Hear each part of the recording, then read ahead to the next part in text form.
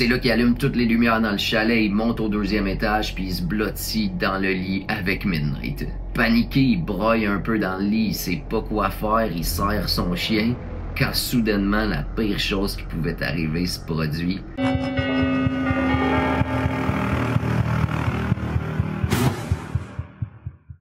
Il y a une bonne raison pourquoi il y a tant de films d'horreur qui prennent place dans une forêt. T'es loin de tout le monde, t'es en pleine noirceur, tu sais très bien que si quelque chose t'arrive, il y aura personne aux alentours pour t'aider, t'es vraiment seul avec toi-même. Dans cet épisode-là, on va aller explorer le témoignage d'un jeune garçon qui a vécu un phénomène inexplicable dans la forêt. Mais juste avant de commencer, si t'es fan d'horreur, de paranormal et d'histoires vraies, ben je te conseille de t'abonner. On est entre deux tombes. On raconte des histoires paranormales, mais on fait aussi des enquêtes paranormales dans des lieux supposément les plus hantés des environs pour essayer de voir si les fantômes existent ou pas. Sur ce, let's go! En 2010, il y a un jeune garçon de 17 ans qui venait de perdre son père d'une mort subite. La famille était vraiment toute ravagée. C'était une famille très proche, ils faisaient régulièrement des activités ensemble. Une de leurs activités favorites, c'était d'aller dans leur petit chalet dans les bois. Un genre de camp rustique isolé en plein milieu de la forêt. La cabane se trouvait au mont Bachelor dans l'Oregon. Une montagne où il était possible d'aller skier, puis la vue était juste merveilleuse. Suite au décès du père, la mère essayait de voir ce qu'elle voulait faire avec la cabine. Parce que auparavant, ce lieu-là lui apportait beaucoup de joie et de bonheur, mais soudainement, c'était un endroit qui était rempli de tristesse. Elle se disait que la seule solution logique, c'était de mettre la cabane en vente. Le garçon de 17 ans, lui, était complètement en colère par la nouvelle, parce qu'il était extrêmement proche de son père, puis il avait de très bons souvenirs à ce petit chalet-là. Que ce soit aller skier, pêcher ou chasser avec son père, il avait tout fait là-bas. Malgré tout, sa mère était définitive sur la décision, puis le jeune garçon s'est fait à l'idée. La seule demande qu'il a faite, c'est de pouvoir aller passer un peu de temps là-bas seul, histoire de faire ses adieux au lieu, puis de donner un dernier hommage à son père. Sa mère comprenait absolument sa décision, fait qu'elle a accepté la demande. Elle a dit « Prends congé, prends autant de jours que tu veux, profite de l'endroit, remémore-toi des bons souvenirs, puis quand tu reviens, on va la vendre. » Le lendemain matin, le jeune garçon, il fait le plein d'essence, il apporte de la nourriture, puis il monte seul à la cabine avec son chien Midnight. La mère, elle, était pas trop inquiète parce qu'il avait tellement été souvent là-bas qu'elle savait que c'était sécuritaire, elle avait pas à s'en faire. Pour comprendre un peu mieux l'histoire, faut que je vous explique un peu comment la cabine puis le terrain étaient faits. Premièrement, c'est une cabine qui est complètement isolée dans les bois. Il y a des voisins, mais quand même extrêmement loin, puis c'est principalement des personnes âgées qui sortent pas vraiment de chez eux. C'est pas un chalet aussi qui est construit directement sur le sol, il est construit dans une pente, dans une montagne, ce qui veut dire que la moitié du chalet, l'arrière du chalet est encastré dans la montagne et le devant du chalet tient dans le vide, puis est retenu avec des gros piliers et un balcon. Ce qui veut dire qu'il n'y a pas de fenêtre à l'arrière du chalet vu que c'est dans la montagne et il y a quelques fenêtres à l'avant et une toute petite sur le côté qui donne sur la salle de bain. Le chalet est fait sur 2 étages. Quand tu rentres, il y a directement le salon, la cuisine à l'arrière et une petite salle de bain. Puis au 2e étage, il y a 2 chambres, la chambre des maîtres puis la chambre d'invités. La cabine a été construite dans une zone qui est fortement boisée. Ce qui fait que le chalet est en plein milieu d'une petite clairière qui est entourée de forêts vraiment denses. Ça va être important pour l'histoire. Quand tu te tenais sur le balcon puis tu regardais dans le fond de la clairière, il y avait un gros arbre, un immense pin d'environ 60 pieds. Puis ce pin-là avait une énorme branche qui sortait d'environ 20 pieds du sol. Tu sais le genre de branche que dans les films d'horreur, quand le tueur veut espionner secrètement sa victime, il s'assoit là-dessus dans l'ombre. Exactement ce genre de branche-là, mais comme on dit, c'est à 20 pieds du sol, c'est juste impossible d'y monter. Donc le jeune garçon arrive à la cabine avec son chien Midnight, il défait son épicerie, il branche son PlayStation, il se remémore des bons souvenirs. Pour vrai, les 2 premiers jours se passent exactement comme il pensait, jusqu'au 3e jour, où il a vécu la nuit la plus traumatisante de sa vie. Cette journée-là, il neigeait beaucoup, ce qui fait que tout le terrain, le toit, le balcon était recouvert d'une grosse neige assez épaisse. C'était vraiment pas une température à aller dehors. Il a donc décidé de ne pas aller skier et de juste passer la journée au chalet avec son chien. Durant la journée, son chien avait besoin d'aller aux toilettes, fait qu'il est sorti sur le terrain. Mais c'est là qu'il a remarqué quelque chose de vraiment bizarre. Il a vu des empreintes de pas partout sur son terrain. Il sait que c'est pas lui parce qu'il était pas sorti de la journée. Mais ce qu'il trouvait encore plus bizarre, c'est que les empreintes de pas provenaient pas de la petite route qui mène à son chalet, mais bien directement de la forêt. Il en fait pas trop un cas, il se dit qu'il y a peut-être des voisins qui ont eu de la visite puis sont allés explorer les environs, il se fait des scénarios, mais la chose qu'il trouve quand même bizarre aussi, c'est que les empreintes de pas montent sur la montagne qui se trouve derrière son chalet. Mais comme on dit, il s'en fait pas trop, il se dit que si quelqu'un est mal pris, il serait venu cogner chez lui. Cette nuit-là, il est resté debout tard à jouer à des jeux vidéo, puis à un moment donné, il s'est dit « Je suis fatigué, je vais aller me coucher ». Fait qu'il a fait le tour du chalet, s'assurer que toutes les portes étaient bien barrées, il a fermé les rideaux, fermé toutes les lumières, puis il est monté au 2e étage avec son chien Midnight dans la chambre des maîtres. Son chien vient le rejoindre dans le lit, les deux commencent à somnoler, quand tout à coup, son chien commence à être agité, ce qui est vraiment pas dans ses habitudes parce que c'est un chien qui est quand même plutôt calme. Le garçon se demande vraiment ce qui se passe parce que Midnight fixe la porte de la chambre,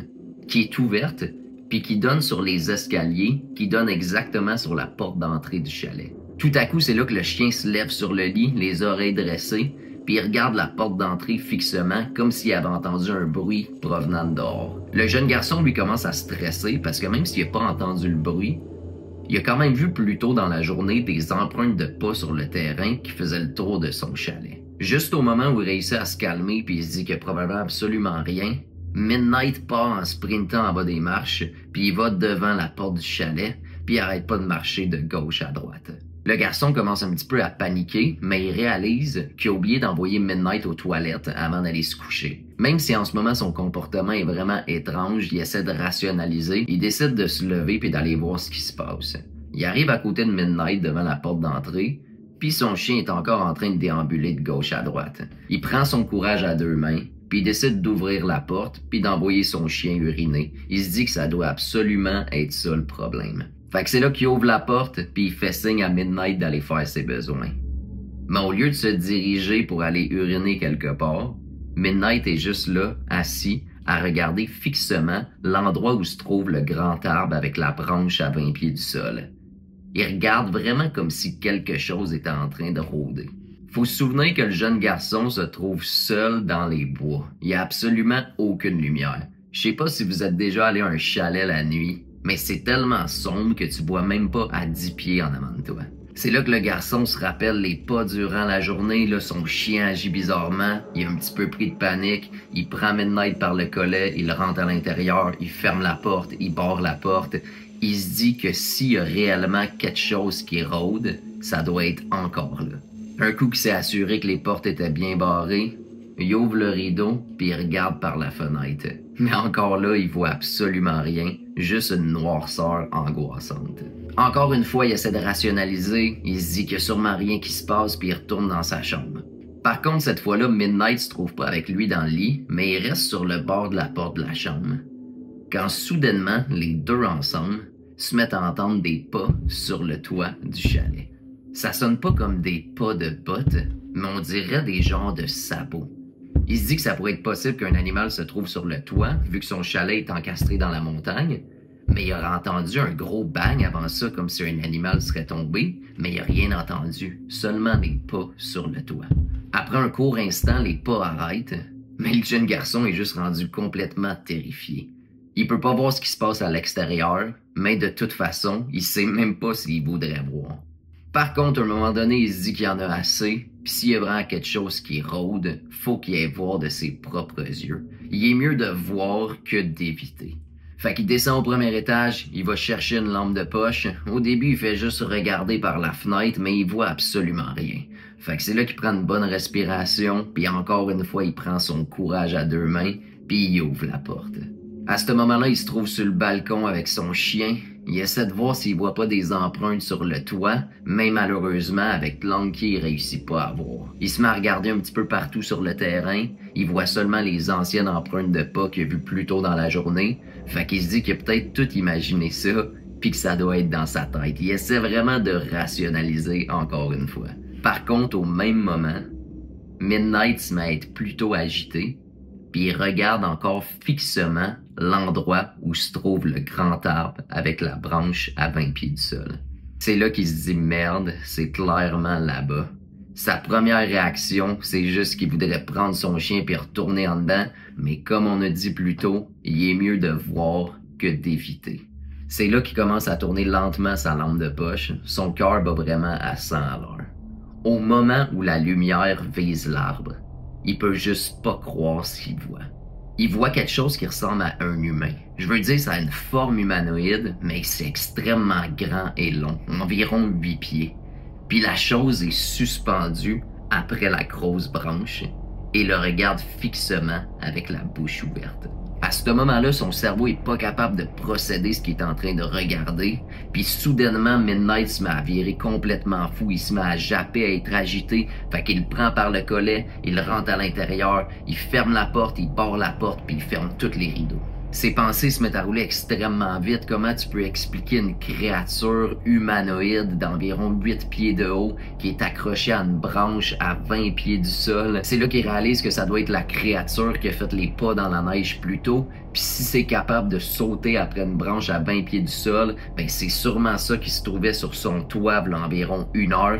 Il se met à être complètement terrifié. Il pourrait juste appeler sa mère et dire d'appeler la police, peu importe, mais on répète, c'est une cabine qui est complètement isolée dans les bois. La seule façon d'avoir du réseau, c'est d'emprunter le petit chemin qui va jusqu'à la montagne de ski, mais aller dehors avec cette créature-là qui rôde, c'est juste inconcevable comme option. En plus, il est totalement angoissé parce qu'il réalise qu'il est pas tant tard dans la nuit, fait qu'il reste encore quelques heures avant le lever du soleil.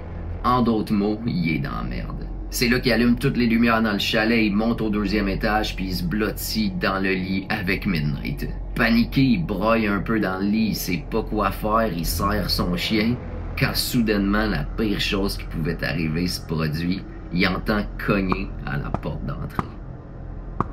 C'est comme si le temps s'était juste arrêté, puis il regarde fixement la porte d'entrée, puis il écoute les cognements continuer et continuer. C'est là que les cognements commencent à se déplacer, puis ça commence à résonner dans la fenêtre du salon. Malheureusement ou heureusement, les rideaux sont fermés, donc il peut pas voir à l'extérieur. Mais ce qui donne encore plus la chair de poule, c'est que c'est pas des cognements normaux d'humains. On dirait plus quelque chose qui tapote avec un doigt. Il est juste complètement paralysé de terreur, il est quasiment pas capable de respirer, puis il fait juste écouter les cognements puis les cognements, quand soudainement, il entend des pas qui commencent à circuler sur le balcon puis qui fait le tour du chalet, et les tapotements continuent sur les murs. Soudainement, les tapotements puis les pas arrêtent complètement pendant environ quelques minutes. Il se dit qu'il est peut-être sauvé puis que la chose a juste perdu intérêt. Quand tout à coup, à son grand malheur, les tapotements se font entendre à nouveau, mais présentement, il se trouve sur la petite fenêtre de la salle de bain qui est environ à 10 mètres de lui. C'est là qu'en une fraction de seconde, il peut pas croire ce qu'il entend. Il entend des pas sur le toit, puis les tapotements continuer juste en haut de lui. Il est complètement pétrifié à l'idée de se dire qu'environ 3 mètres en haut de lui, il y a une chose qui se trouve sur son toit, qui est seulement en train de tapoter, probablement en train d'attendre qu'il remette les pieds dehors pour l'attaquer. Il est complètement isolé, il n'y a personne qui va venir à sa rescousse. Le garçon a passé le reste de la nuit complètement paralysé dans son lit avec son chien, à fixer le plafond, puis à entendre les tapotements qui ont continué et continué toute la nuit. Après au moins 3 heures après le lever du soleil, sans aucun signe de vie de la chose, le jeune garçon s'est dit qu'il fallait absolument qu'il parte de la cabine. Il a même pas pris le temps de rassembler ses choses, il a pris son chien Midnight puis sont sortis en direction de la voiture. Par contre, il a pas pu s'empêcher de regarder autour de lui, puis c'est là qu'il a vu des empreintes de pas partout sur son terrain, partout sur son balcon et évidemment aussi sur son toit. Jusqu'à ce jour, il est pas capable d'expliquer ce qu'il a vécu cette nuit-là, mais il sait que la chose qu'il a vue avait rien d'humaine. Puis il est bien content que sa mère a décidé de vendre le chalet parce qu'il aurait jamais remis les pieds là-bas. That's it guys, c'est ce qui m'a fait l'histoire d'aujourd'hui. J'espère que vous avez aimé. Puis j'espère aussi que ça vous a pas trop traumatisé à vouloir louer un petit chalet pour le temps des fêtes. Par contre, on sait jamais ce qui peut se produire. Comme à l'habitude, si t'aimes le contenu, abonne-toi, like, share, comment, partage ça avec tous tes amis. Puis si t'as déjà vécu une histoire similaire, ben dis-nous-les dans les commentaires. Puis on se revoit pour une prochaine histoire. Peace.